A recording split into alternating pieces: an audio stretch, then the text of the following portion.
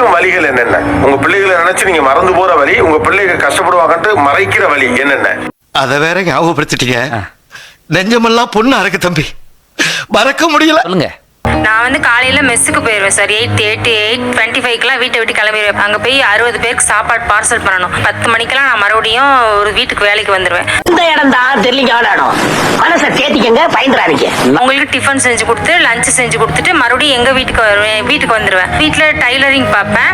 Piece போடுவேன் sir. இந்த பாத்திரம் மேல் தைக்கிற நாறு அது போடுவேன் சார். 1000 பீஸ் போடுவேன்.